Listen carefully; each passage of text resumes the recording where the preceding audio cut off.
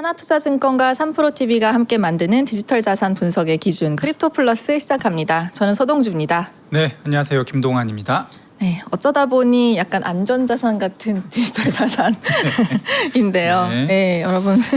저희가 이전에 방송 댓글창을 실시간으로 또 밖에서 보고 들어오죠. 맞아요. 저희는 아군이기 때문에 사격하지 않는 사격 거. 충지. 네, 저희도 하이닉스를 가지고 있기 때문에 예. 나 같은 한 마음으로 예, 상승을 기도해 봐야죠. 네, 몰랐는데 대표님도 물려 계시더라고요. 아, 그렇습니다. 조용히 계셔서 안 물린 줄 알았더니. 가격은 말하지 않겠습니다만. 네, 어쨌든 저도 물려 있다는 거. 예. 또 한 분의 물려 계신 분이 나와 계신데요. 블록미디어 모두가 김재희 피해자입니다. 편집장님 계신데요. 안녕하세요. 네, 안녕하세요. 네, 예. 하이닉스에 몰려있는 김재입니다. 네, 어머니까지 밀려 계시다는 이야기를 같이 들었습니다. 네. 예, 어쨌든 예, 네. 그래도 다들 비슷한 생각으로 들어가지 않았을까요? 기업이 굉장히 탄탄하니까 뭐 괜찮지 않을까? 맞아요. 실적 네. 보고 이제 들어봤는데 네. 이게 실적만 가지고 되는 게 아니더라고요. 그렇죠. 제가 이번에 국장을 보면서 큰 깨달음을 많이 얻고 있습니다. 네. 네. 하여튼 네, 아군이니까 사격하지 마시고요. 저희 또 크립토도 어제 좀 안 좋았기 때문에 저희한테는 사실 이중고인데 맞습니다. 한번 마음을 다잡고 진행해 보도록 하겠습니다. 맞습니다. 네, 오늘 만평부터 보고 시작할까요? 네, 오늘 만평 미스터 비트코인이 시계를 보면서 예. 네, 식은땀을 흘리고 있는데요. 두 가지 이슈가 좀 이번 주 시장에 좀 영향을 줄 이슈들이어서 그런데요. 우선 이번 주 목요일 새벽에 이제 발표되는 FOMC 7월 금리 결정이 있습니다. 이따 뒤에서 말씀드릴 거긴 한데 좀 새로운 내용의 보고서가 나와서 오늘 비트코인이 아침에 좀 떨어졌습니다. 지금 확인하니까 오전 8시까지만 해도 63,000달러 후반대였는데 지금 또 63,000달러 초반대까지 내려왔더라고요. 그래서 네. 이게 뉴스가 퍼지면서 점점 더 투자자분들의 멘탈이 좀 흔들리고 있다라고 볼 수 있고, 또 크레디트 액트 이거 계속 말씀을 드려서 좀 지겨우실 것 같기도 한데 어쨌든 되게 중요한 정책적 변수와 요인이기 때문에 이번 주에도 오늘도 간단히 좀 말씀을 드릴 수 있을 것 같습니다. 또 새로운 소식들이 어쨌든 나와 있기 때문에 당분간 8월 휴회 전까지는 좀 추적을 해볼 예정입니다. 네. 네. 차근차근 뭐 시작해 볼까요? 일단은 어제는 분위기가 상당히 기대감이 좀 있게 시작하지 않았습니까? 왜냐면 맞아요. 유가 자체가 일단 5%가 누운 상태에서 미국 시장 시작했기 때문에 네. 그 이후로 점점 이게 낙폭이 커지더라고요. 그렇죠. 그래서 유가 떨어지면 비트코인에는 좋은 것 이런 공식이 있었기 때문에 네. 좀 좋다 봤는데 결과적으로 보면 유가는 유가대로 떨어지고 또 주식은 주식대로 떨어지고 맞아요. 이게 무슨 일인지 모르겠습니다. 비트코인도 비트코인대로 떨어지는 그런 결과로 네, 이게 네. 물가 압력을 이겨내는 물가 압력 완화를 이겨내는 각 시장에 또 변수들이 있었기 때문인데요. 네. 일단 말씀 주신 것처럼 유가는 오늘 괜찮았습니다.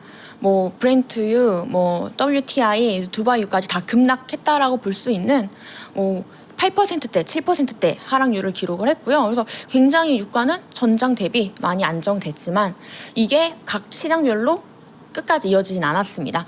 비트코인은 사실 그러니까 미장 마감하고 이때까지는 괜찮았어요. 그러다가 이제 아침 6시 이후부터 급격하게 좀 가격이 내려왔었는데요. 하나하나 좀 살펴보도록 하겠습니다. 그럼 네. 일단은 유가 그리고 미국 시장 비트코인 다 별도의 약간 이유가 있는 거군요. 네, 저는 오늘 그렇게 봤고요. 네. 일단 유가 자체는 주말 동안 미국이 이란에 대한 공습도 멈췄고, 또 트럼프 대통령이 27일 이제 현지 시각 기준으로 엑소스라는 이제 미국 매체를 통해서 오만을 비롯한 이제 지역 중재국들의 요청으로 이런 군사적 동력을 좀 보류했다라고 얘기를 했죠. 그래서 좀 국제 유가가 완화되긴 했지만 또다시 타코를 하긴 했어요. 앞에 방송에서도 말씀 주시긴 했는데 네. 트럼프가 합의에 도달하지 못하면 언제든 다시 강력한 군사 행동을 펼칠 것이다라고 했지만 사실 모르는 일이긴 합니다. 그렇죠. 네. 그렇죠. 타코가 나왔는데도 근데 시장 반응이 그렇게 이렇게 호전되진 않았던 이유가 또 딱히 있을까요? 네, 우선 미국 국채 금리도 유가 때문에 좀 하락을 하고 안정세를 보였지만 이 미 증시를 한번 보시면 예. 네, 다우지수나 S&P 같은 경우에는 뭐 강보합 수준 또는 약간 보합 수준 뭐 상승 이 정도로 뭐 마감을 했는데 나스닥과 필라델피아 반도체 지수가 많이 떨어졌죠. 일단 제가 봤었던 소식으로 이게 있었습니다. 이제 네. 미국에서 이제 이런 반도체가 굉장히 잘 나가다가 중국 쪽에서 자국산 DUV 이 리소그래피 장비의 대량 생산을 시작했다라는 뉴스가 좀 나오기 시작했거든요. 네. 그러면서 이런 관련된 종목들 뭐 엔비디아, SML, 뭐 마이크론, 샌디스크 같은 것들이 반도체 주식들이 좀 많이 떨어졌더라고요. 그래서 네. 중국의 이 양산 소식에 좀 반도체주들이 흔들렸지 않나 뭐 이런 전망들이 좀 나섰습니다. 근데 요거 때문에 흔들린 거라 그러면은 사실 장기적으로 흔들릴 가능성은 낮지 않나요? 그렇죠. 어쨌든 종류도 다르고 네. 뭐 생각보다 가격도 높다는 얘기를 들었거든요. 뭐 저가라고 하지만 네. 생각보다 저가가 아니다라는 얘기를 들었기 때문에 예. 이거는 사실 예견된 미래에 가까운 이벤트인 것 같아요. 제가 볼 때는 네. 노광 장비는 이제 그 칩에 회로도를 그리는 이제 이걸 빛으로 그리거든요. 빛으로 네. 쬐가지고 굉장히 얇게 그려야 되기 때문에 네. 그래서 노광 장비에 이제 몇 가지 종류가 있는데 DUV는 상당히 좀 그러니까 최신 모델은 아닙니다. 그래서 아. 이 정도는 언젠가는 중국이 쫓아올 것이다라고 이제 예상을 했던 거가 현실이 된 거고. 그렇군요. 네.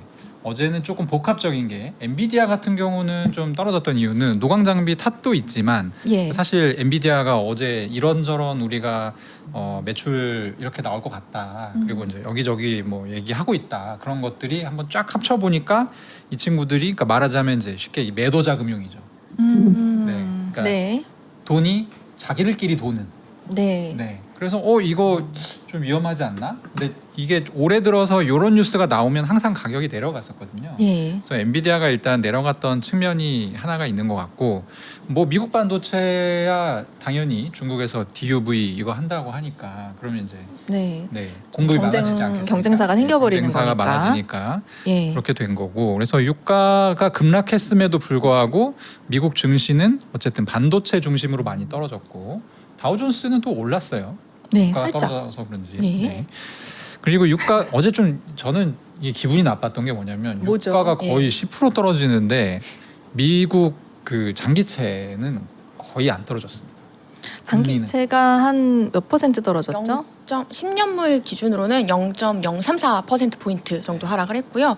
2년물 기준으로는 0.25%포인트 정도 하락을 해서 2년물 정도는 조금 떨어지긴 떨어졌고, 했는데 네. 상당히 조금밖에 안 떨어졌고 이거가 네. 의미하는 거는 이거는 트럼프 이런 타코로는 해결이 안 된다. 그렇죠. 완전한 이건- 휴전이 지금 필요한 그렇죠. 상황입니다. 네, 불안정한 지금 이제 전쟁 안 하는 상태다. 네. 언제든지 다시 들어갈 수 있다. 맞습니다. 이런 내용이었던 것 같습니다. 네. 뭐 일단 저도 하나의 이제 투자자로서 하는 의견이니까 뭐 그렇게 생각해 주시고요. 비트코인 가격 같은 경우는 갑자기 오늘 아침에 떨어졌어요. 네, 뭐 이렇게 지금 이게 6시고요. 제가 아까 말씀드린 그 전까지는 뭐 유가도 하락하고 해서 좀 완만한 상승을 하나 싶었거든요. 좀 그래서 64,000달러 후반, 65,000달러 중반까지 왔다 갔다 했었는데 예. 아침에 한 6시부터 이렇게 좀 1시간 기준으로 음봉을 길게 그렸습니다. 네, 이유가 뭘까 하고 이제 좀 찾아봤는데 이런 내용이 하나 나왔습니다. 시타델이 오. 내용을 하나 이제 발표를 했는데요. 워시가 연준이 그러니까 오는 이번 주 7월 FOMC에서 깜짝 금리 인상을 발표할 수도 있다라는 내용이었습니다. 그래서 이 소식이 나오자마자 비트코인은 바로 좀 빠르게 가격을 내려버리는 모습을 보이더라고요. 그래서 65,000달러 정도에서 한 63,700달러대까지 내려갔다가 지금은 63,000 초반까지 내려온 상황입니다. 지금 뭐 하루 이틀 남긴 상황에서 이렇게 증권사가 이런 것을 발표하는 게 흔한 일인가요? 흔한 일, 그러니까 네. 아주 이례적인 건 아닌데요. 네. 근데 이번 지금 FOMC 같은 경우는 이제 포워드 가이던스를 안 하겠다라고 했잖아요. 네. 그래서 정말 어떻게 될지를 지금 모르거든요. 어제도 제가 말씀드리지 않았습니까? 지금 그렇죠. 일주일 남았는데 60대 35면 모른다. 이거는 그죠. 금리 인상을 할 수도 있다. 네. 그 얘기를 한 거예요. 근데 사람들이 다 불안하니까 저 얘기가 이제 좀 시장에 영향을 줬던 것 같아요. 그래서 그렇군요. 1시간 정도 동안 바이낸스 기준으로 한 1,500개 정도 비트코인이 매물이 나오면서 예. 가격이 급하게 한 $1,000 정도 내려갔습니다. 네. 저번 방송에서 언급을 한번 했었는데요. 비트코인이 사실 금리 결과가 나오는 당일에는 그렇게 변동성이 생각보다 크진 않고요. 그 전에 금리가 뭐 오르느냐 내리느냐 할 때 이런 전망들에 의해서 가격이 많이 좀 더 변동성을 보이거든요. 근데 현재 같은 시점에서 사실 그 패드워치를 보면 패드워치 자체는 이제 동결에 대한 전망이 훨씬 좀 높은 편이거든요. 그렇죠. 네. 그리고 이제 이게 나온 이후에도 네, 별로 변하지가 않았습니다. 그래요? 근데 어쨌든 나왔을 때는 바로 반응이 있었던 거잖아요. 그래서 영향이 있었고 그래서 $1,000 정도 빠졌는데. 그러니까 이제 솔직히 말하면 저도 이렇게 생각하고 지금 편집자님도 이것 때문에 내려갈 가능성이 높다 생각하시는 거잖아요. 근데 사실 이제 그거는 모르는 거고 다른 또 제3의 이유가 있을 수 있는 거죠. 네. 근데 어쨌든 얘가 나오고 나서 1시간 동안 비트코인이 한 $1,500 정도 내려간 건 사실이고, 네. 하지만 이제 금리 인상을 예상하는 패드워치의 확률이 크게 올라갔냐? 그렇지는 않습니다. 한 그렇군요. 2% 정도 올라갔더라고요. 네. 그래서 패드워치는 뭐 오늘 8시 기준으로 봤을 때 동결이 63.7% 그리고 인상이 36.3% 정도거든요. 그래서 뭐 일주일 전 대비로는 좀 다소 인상이 한 16%였었기 때문에 올랐지만 전날 대비로는 그렇게 큰 포인트는 오르지 않았거든요. 한 2% 정도 상승을 한 건데 일단 이 생각지도 못한 뭐 이번 달 FOMC에서 뭐 금리가 인상한다라는 소식에 살짝 사람들이 좀 심리가 동요했다라고 볼 수 있는 건데 뭐 네. 시파델의 논리는 간단합니다. 그래서 세 가지로 좀 정리를 해봤는데요. 일단 물가가 아직 연준의 목표인 2%보다 높다. 그래서 뭐 최근 고용이나 물가 지표도 좀 둔화되긴 했지만 이런 한두 달의 단기적인 이런 가격보다는 앞으로 좀 중기적인 걸로 가격을 봐야 된다라고 얘기를 한 건데, 사실 뭐 유가야 6월 달에 이제 뭐 휴전 얘기 나오면서 내려가고 거기에 따라서 뭐 경제 지표도 좀 온화하게 나왔잖아요. 그래서 그런 부분들을 보지 말고 앞으로 어떻게 이 양상이 진행이 될지를 좀 주목하자는 거고, 그리고 사실 고용 지표 같은 경우도 경제 활동을 포기한 인구들이 제외됐기 때문에 올라간 것처럼 보이는 착시 현상이 있었던 거거든요, 미국에서. 네. 그래서 그런 부분들도 이제 봤을 때 아직 좀 여지가 남아 있다라고 본 거고요. 그리고 두 번째는 노동시장과 경기가 금리 인상을 아직 견딜 만한 체력이 있다라고 본 겁니다.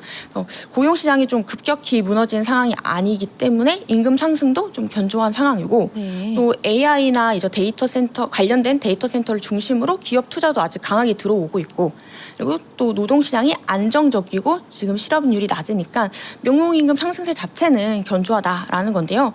그리고 결정적으로 이제 케빈 워시 의장이 지난 14일 의회에서 노동시장이 안정적이고 또 실업률이 낮고 명목임금 상승세가 견조하다고 평가했다는 게 이제 근거가 된다는 걸 이제 스타들이 얘기를 한 건데요. 또 케빈 워시가 동시에 이제 지속적으로 좀 높은 인플레이션을 용인하지 않겠다라고 한 점이 뭐 더 금리를 올릴 수 있는 충분한 근거가 되지 않느냐라는 겁니다. 네. 그리고 마지막 마지막까지 뭐 설명해 마지막은 주시죠. 뭐 간단하게 말씀드리면 뭐 이제 중동발 유가 상승이 결국에는 이제 기대 인플레이션을 자극할 수 있다라는 겁니다. 어쨌든 지금 뭐 유가는 오늘 좋은 흐름을 보였지만 결국에 또 계속해서 장기전으로 가게 된다면 유가가 안정될 리는 없으니까 이게 결국 물가에 반영이 될 수밖에 없다라는 게 이제 마지막 논리였습니다. 네. 그러니까 결국에 보면 다른 내용들은 그냥 다 되게 뻔한 내용들이고요. 제가 볼 때는 네. 약간 월가의 금융사로서 이런 얘기를 하는 것 같아요. 그러니까 최근에 굉장히 그 미국 장기채 시장의 금리가 굉장히 네. 견조한 모습을 보이고 있거든요. 근데 이게 견조하다라는 거는 여러 가지 이유가 있을 수 있을 텐데 네. 일단 아직 그 불신이 좀 있는 것 같아요. 트럼프 대통령이 임명을 한 연준 의장이기 의장에 때문에 대한 제대로 일을 할 수 있을 것이냐, 아니면 이렇게 휘둘릴 것이냐. 휘둘릴 것이냐. 그 실제로 예전에는 트럼프 대통령이 뭐 케빈 워시가 알아서 잘 할 거다라고 얘기를 했었는데, 어제는 또 기자들과의 대화에서 네. 금리 인하가 강력히 필요하다 이런 의견을 피력을 했어요. 약간의 압박이 들어갔네요. 그렇죠. 벌써 네. 이제 압박이 들어온 거예요. 그러니까 시타들 입장에서는 이 내용이 약간 말장난 같은데 어차피 9월에 지금 내리는 걸로 나오고 있는데 9월 인상 확률이 80% 정도거든요. 네. 근데 그때 기다렸다가 내리는 것보다 지금 시장에 충격을 주는 게 신뢰도 획득할 수 있고 여러 가지로 좋아. 네. 두 가지 토끼를 다 잡는. 주신 것처럼 9월에 인상할 바에는 7월에 인상을 해서 트럼프의 사람이라는 이미지도 좀 지워내고 그리고 물가가 뛴다면 연준이 지체 없이 뭐 상황을 더 볼 필요 없이 바로 금리 인상을 할 수 있다라는 좀 강력한 신호를 줄 수 있다는 점이 있는 건데요. 그리고 또 하나가 어차피 9월에 올릴 바에는 7월에 올려서 금리 인상을 또 내릴 수도 있고 올릴 수 있는 좀 룸을 더 만들어 둘 수 있다는 게 이제 또 시타들의 의견이었습니다. 근데 이제 그렇군요. 저희 입장에서는 네. 무슨 이상한 소리를 하고 있어 지금. 예, 아니 결국에 뭐 이번에 올리면 다음에 안 올려도 된다는 거잖아요. 그럼 다음에 올리지. 그렇죠. 네, 지금 네. 올려야만 하는 이유가 있는가? 이것이 사실 이제 판단 기준이 되는 게 저는 바람직하다라고 보는데 그렇죠. 어쨌든 네. 시타델에서는 이렇게 해석을 했습니다. 그래서 또 뭐 다른 하우스에서 의견을 밝힐 수도 있어요. 사실 지금 그렇죠. FOMC 네. 금리 발표는 목요일 새벽 아닙니까? 한국 시간으로? 네, 3시 반쯤에 이제 결과가 나올 것 같고요. 네. 그래서 3시에 좀 진행을 하게 됩니다. 이틀 정도 남았으니까 네, 뭐 얼마 또 안 얘기가 남았네요. 나올 수도 있고 네. 그 사이에 패드워치 확률이 좀 변할 수도 있기 때문에 근데 이 부분은 사실 비트코인 가격에 아직 반영이 덜 됐습니다. 그죠? 네. 네. 그래서 비트코인 가격도 변동성이 좀 크게 나타날 수 있을 것 같습니다.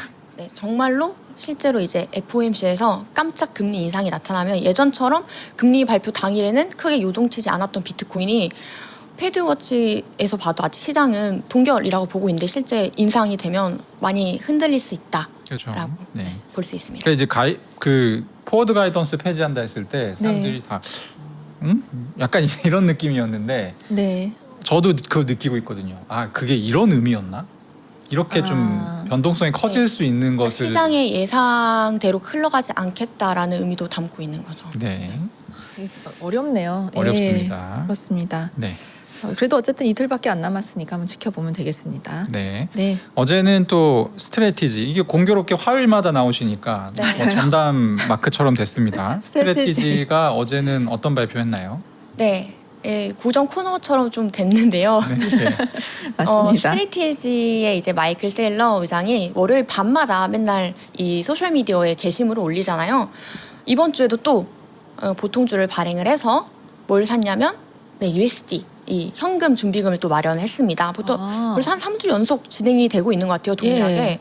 네, 이번에는 5억 2,500만 달러를 이제 좀 확충을 했고요. 동일하게 또 이제 보통주 MSTR을 이제 발행해서 재원을 마련한 건데 ATM을 또 돌린 거죠. 근데 이제 세일러가 왜 자꾸 죄송해요. 비트코인이 아니라 이제 현금 준비금을 왜 사는 걸까 한 건데 이제 이 이유가 이겁니다. 네, 본격 관리에 이제 들어간 게 아니냐 이런 좀 분석이 있는데요. STRC를 관리한다는 거죠. 네, 연구 우선주 STRC 스트레치라고 하죠. 이 스트레치의 가격을 좀 관리를 해야 되는 필요성을 느낀 게 아니냐라는 건데 이제 스트레티지가 최근 3주 동안 보통주를 발행을 해서 비트코인을 사지 않고 이제 현금 준비금을 확충을 한 건데 지금 현재 총 규모는 USD 총 규모는 한 37억 5천만 달러가 되고요. 배당 커버리지, 그러니까 배당을 안정적으로 줄 수 있는 기한이 2.1년이라고 이제 본인의 그 소셜 미디어를 통해서 명시를 했습니다.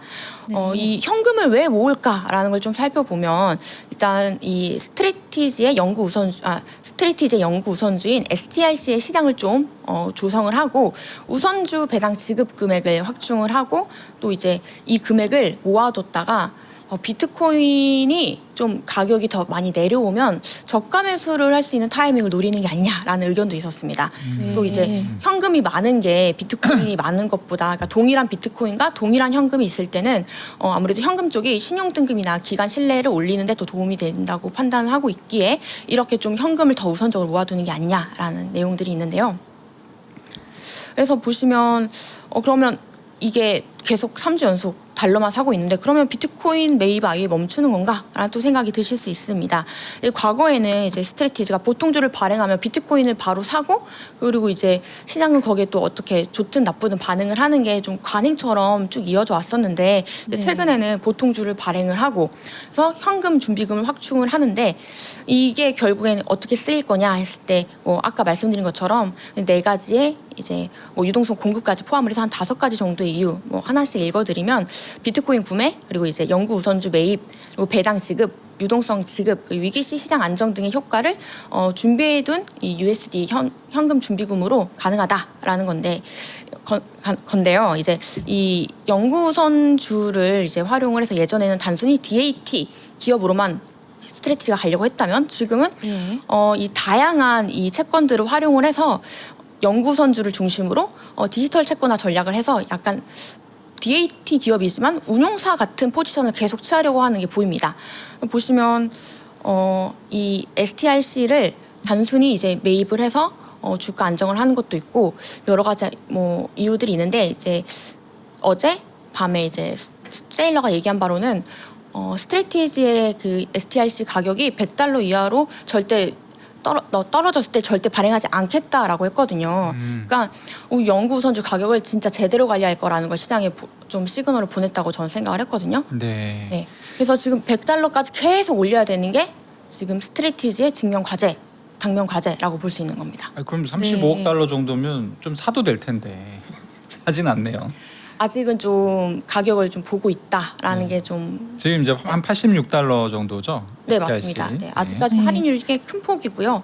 보니까 이걸 좀- $88네요 지금. 88달러. 네, 네. $88 정도인데요. 여기서 못 올라가고 있어. 계속 지금 한 2, 3주 정도를 맞아요. 올라가지 $90를 못 깨는 상황인데 못하고 그렇죠? 있고. 5월 14일 이후로 여러 번 이 날짜를 말씀드린 것 같은데 $100를 넘긴 적이 없어요. 액면가 아래로 계속 거래가 되고 있고 그래서 이걸 더 이상 추가 발행을 하지 않겠다라는 게 세일러의 의견인 건데 그러면 계속 뭐 현금을 사든 비트코인을 사든 뭐 STRC를 사든 뭐 지금 준비해둔 현금도 있지만 뭐 추가로 현금을 이제 확보를 해야 될 때 뭘로 할 수 있느냐 봤을 때 계속 지금 보통주만 발행을 하고 있잖아요. 비트코인을 팔면 너무 시장이 흔들리니까 좀 지금은 자제하고 있는 것처럼 보이긴 하는데 어떻게 이 보통주를 계속 발행할 수 있는지도 좀 궁금하실 시청자분들이 있을 것 같아서 제가 좀 간단히 준비를 해봤는데요. 네. 보통주를 발행을 할 때마다 이제 사람들이 기존 주주 가치에 희석이 되고 있는데 이러면 안 된다라고 얘기를 하잖아요. 네. 근데 사실 이 창업자 입장에서도 보통주를 발행하는 게 부담이 될 수밖에 없거든요. 왜냐하면 본인의 지분 자체도 희석이 될 수 있는 거기 때문에. 근데 이제 스트레티지 이 지분 구조 자체가 보면 되게 정형화되어 있는 구조거든요. 이게 클래스 A와 클래스 B를 나눠서 이제 클래스 A는 보통주로 네. 클래스 A 보통주는 이제 일반 투자자나 기관들 의결권을 1대1 한 표 가지게 되는 건데요. 한 주당 한 표씩. 근데 이제 세일러가 가지고 있는 이 클래스 B라는 보통주는요. 네. 주당에 10개의 이제 의결권을 가지게 되는 건데요. 이게 구글 많이 투자를 하셔서 아실 것 같은데 구글도 클래스 A, B, C 나눠져 있잖아요. 그래서 네. A 보통주에는 뭐 한 주당 한 표 의결권이 그리고 B에는 한 주당 10표 그리고 C에는 이제 그 의결권이 없는 주식으로 이게 나눠져 있는데 보통 이런 창업자 중심의 기술 기업들한테는 이런 식의 구조를 많이 사용을 하는데 그래서 세일러의 이 스트래티지도 이 같은 구조를 가지고 있고 그래서 세일러는 이 보통주를 나눠서 가지고 가는 효과가 단순히 이제 경영권 방어뿐만 아니라 이 보통주를 발행을 해서 약간 화수분처럼 쓰고 있다라는 거죠. 제가 볼 때는 네. 제가 이걸 계산을 해봤거든요. 그러니까 이전에 그 STRC가 $100를 어느 추 이렇게 유지해 주던 시절에 네. 보통 보면 스트레티지가 한 달에 10억에서 15억 달러 정도를 펀딩을 했습니다. STRC를 이용해서. 네. 근데 지금 STRC가 작동하지 않잖아요. 네. 그 다음부터는 비트코인을 한 차례 팔았었고, 그렇죠. 그리고 나서 이제 지금 보통주를 팔고 있잖아요. MSTR을 팔고 있는데 거의 월 환산으로 하면 펀딩 금액이 비슷해요. 그래서 네. 저는 본질적으로 지금 똑같은 짓을 하고 있다고 봅니다. 아, 예전이나 지금이나. 옛날에는 STRC를 팔았던 거고 네. 지금은 뭐 MSTR을 MSTR 나. 팔아서 네. 어쨌든 현금 총알을 지금 장전하고 있는 약간 그런 상태가 아닌가? 그래. 를 좀 덜 보면서 이제 그렇죠. 현금을 준비를 하는 거고요. 근데 이게 이제 그냥 하면 욕을 그냥 와장창 먹게 돼 있거든요. 그렇죠. 보통 시장이 흔들려 버리고. 그렇죠. 예. 이제 주주들이 싫어하잖아요. 그렇죠. 근데 이게 상황이 이렇게 되다 보니까 그냥 슬금슬금 매주 MSTR을 팔고 펀딩을 하게 되면 지금 주주들이 뭐라 안 하거든요.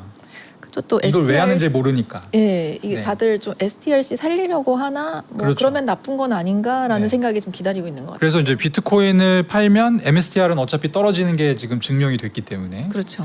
그거는 또 그거대로 문제가 있고 그러니까 주주들 네. 입장에서는 굉장히 지금 마음앓이를 많이 하고 있는 네. 그래서 어쨌든 보통주를 발행을 하면 시장이 또 사주고 있기 때문에 계속 발행을 할 수 있는 이제 체력이 아직 남아 있는 건데요.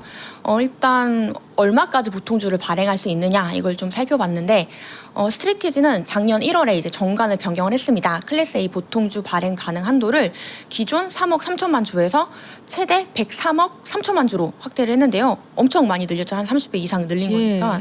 그래서 여기에 더불어 지난 3월, 올해 3월에 이제 추가로 최대 클래스 A 이제 ATM 프로그램을 210억 달러까지 가능하게 하도록 했습니다. 그래서 지금까지 그러니까 7월 기준으로 현재 이제 발행된 클래스 A 보통주는 3억 한 6천만 주가 좀 안 됩니다. 굉장히 많이 발행할 수 있는 이런 경제적인 뭐 숫자로는 굉장히 많이 발행할 수 있는데 뭐 사실 시장에서 이 발행된 보통주를 사주지 않게 되면 뭐 더 이상 현금을 확보할 수 있는 여력이 사라지게 된다라고 볼 수 있죠. 네. 그럼 아직도 뭐 발행하려고 하면 얼마든지 추가 발행은 가능하겠군요. 네, 논리 뭐 이론적으로는 그런데 네. 이제 시장에서 이 사실 지금 스트레티지의 주가 프리미엄도 많이 해소가 많이 사라졌고 네. 그 주당 비트코인 가치도 많이 떨어졌고 그리고 엠나브 자체도 많이 낮아진 상태이기 때문에 이런 것들에 대한 프리미엄은 사실 없고 그냥 스트레이트의 주식을 좀 싸게 살 수 있는 기회 정도에 대한 수요가 좀 있는 걸로 보이는데 이것마저 사라지게 된다면 사실 좀 매력이 많이 사라져서 이게 네. 주당 비트코인 보유량이 지금 이 친구들이 보는 핵심 지표잖아요. 네, 엔나브 그럼 이제 주당이니까 한 주당 가치가 내려가게 되면 그 지표는 올라가게 되는 거 아닙니까? 그러니까 이 펀딩을 네, 그러니까 이게 일종의 유상증자죠. 이게 지금 유상증자를 하면 주가가 떨어지잖아요. 그렇죠. 그 주가가 떨어지니까 근데 비트코인 가격보다 주가가 떨어지는 속도가 빠르면 지금 이 친구들이 보는 지표는 좋아지는 거 아니냐는 얘기입니다. 역발상. 뭐 그래서 이제 자기들이 이 엠나브를 본다, 네. 뭐 주당 얼마를 본다. 그래서 자꾸 그 얘기를 집중을 하나 보네요. 그러니까 그러면. 제가 볼 때 어떤 이게 예. 아이러니가 있냐면 그러네요. 엠나브 유상증자 계속 하잖아요. 네, 엠나브는 지금 0.74고 그 주당 이제 비트코인 네. 가치는 뭐 본인들이 말한 기준이 또 따로 있는데 그게 이제 뭐 장기적으로는 계속 올라갈 수 있는 거니까 뭐 그걸 중요하게 괜찮다. 본다고 한 네. 거잖아요. 그죠? 네. 아, 그러니까 팔아도 된다라는 그러니까 유상증자를 완성이 되네요. 많이 할수록 싸지니까 주식 자체에 대한 매력은 올라가는 커지는 겁니다. 이게 희한한 전략. 희한한 전략이네요. 근데 머리를 잘 쓰긴 했네요. 또 이렇게 듣고 보니까. 네, 저희가 이제 뭐 굉장히- 이게 하는 게 진짜 의도일지는 모르겠지만, 그렇죠. 예. 네, 뭐 어쨌든 일단 세일러의 논리는 이렇게 흘러가고 있는 거라고 볼 수 네. 있죠. 아니 마이클 세일러가 굉장히 똑똑하다고 하더라고요. 아, 또 실제로 네. 만나본 사람들에 의하면. 네. 예, 그래서 뭔가 머리를 쓰긴 쓴 것 같은데 지켜보도록 하겠습니다. 또 이제 MSTR을 파는지 다음 주에도. 지켜보겠습니다. 네, 저희 한 시간 2분 정도 남았는데 클라리티 법안 이번 주에 좀 진행 속도가 어떻게 될 건지를 간략하게 좀 설명해 주시면 좋을 것 같습니다. 네, 1분 브리핑으로 한번 준비해 보겠습니다. 네. 네, 좀 시간이 많이 없어서 일단 미국 상원에서 오늘 나온 소식은 8월 7일에 휴회가 예정이 되어 있잖아요. 근데 이제 네. 휴회를 연기해서라도 우리는 클래리티 법안을 통과시키겠다라는 이제 의지를 얘기를 했고요. 톰 틸리스 의원이 이걸 주도하겠다고 얘기를 했습니다. 근데 이제 중요한 게 민주당 의원들의 여론이 그렇게 좋지 않습니다. 이전에 이제 뭐 관련된 이제 좀 중도파 민주당의 이제 중도파 의원들도 좀 많이 이탈한 상태고요. 그래서 보시면 지금 키맨의 7명이 다 모두 공개적으로 불만을 표출을 했습니다. 그래서 이 부분들이 나중에 좀 표결해서 안 좋게 작용을 할 수도 민주당이죠, 있고, 저 사람들은. 이 7명이 모두 민주당 의원들이고요. 그래서 이제 핵심은 사실 이 7표를 확보를 하는 건데 지금 뭐 이 60%가 아니라 더 모자른 좀 상황이 놓일 수도 있다. 심지어 이제 좀 이 표결날 결석을 좀 예정하고 있는 의원들도 있어서 이 문제가 되는데 이 뭐 사람이 빠진다고 해서 뭐 확보해야 될 표가 줄어드는 게 아니라 그대로 이제 가는 거기 때문에 오히려 좀 불리해질 수 있는 거고요. 왜냐하면 이 7명 중에서 또 다른 7명 외에 또 다른 민주당 의원들을 포섭을 해야 될 수 있는 상황이 또 올 수가 있는 거여서 좀 공화당 입장에서는 좀 안 좋은 상황이고 여기 보시면 이 민주당이 그래서 결국 원하는 클래리티 이 최신안에 대한 수정이 어떤 내용이냐 해서 뭐 대통령과 의원 고위공직자 이 윤리 조항에 영향을 받는 범위를 어떻게 설정할 것인가 이걸 네. 다시 봐야 되고 그러니까 뭐 자식까지 뭐 포함시키자 이런 얘기가 나올 수도 있는 거겠죠. 왜냐하면 백악관 쪽에서는 자식을 빼고 고위공직자와 뭐 연방 법무장관 그리고 이제 그 대통령의 배우자까지 포함시켰으니까 뭐 이런 거 좀 논쟁이 되고 있고, 그리고 마지막으로 5번을 좀 한번 볼 수 있는데요.